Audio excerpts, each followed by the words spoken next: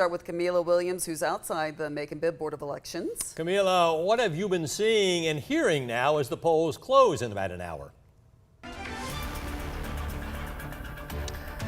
Yeah, good evening, Frank and Lori. What I've been seeing is people coming to the Macon Mall to figure out which place they need to go and vote, and people have been rushing in and out to get to the right precinct before 7. Now, one place that has been seeing people come in and out was at the Robert J. Williams complex, and we saw people getting dropped off to vote and getting picked up. And I spoke with Leon Patterson, who told me he's encouraging others to get out and vote.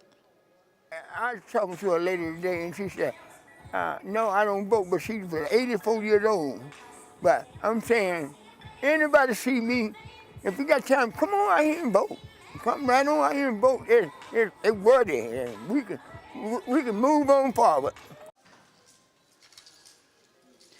Now, as I said earlier, make sure you know which precinct to go to and vote, and you can find out where right now. We're on our website. It's on the My Voter page, and we have a link to that on 13WMAZ.com.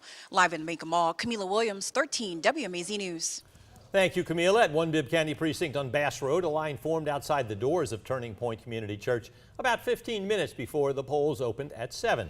Elnora Merritt was the first person in that line. I was supposed to do early voting, but my granddaughter got sick, so I came. I told my son I'll come today because he was like, Mama, you got to get out and early vote. And I was like, I can't. I have to keep her, but I'm here now. The line behind her extended out to the sidewalk. We met teachers, nurses, officers. Most of the people in line told us they wanted to get to the polls as soon as they could because they had to get to work. Now, the line might look long, but the voters were in and out quickly. Once a voter checked in, they were able to get out of the precinct in less than 15 minutes. Poll manager Paul Todd said there were very few blips and no major problems.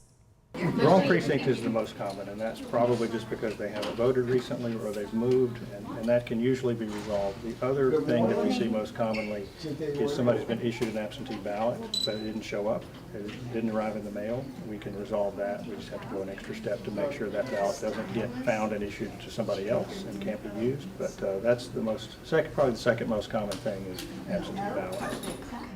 If your military ballot is postmarked today, it will be accepted by Friday. For everyone else, if you didn't get your absentee ballot in time to mail it back, take it to your county's Board of Elections office by 7 o'clock tonight.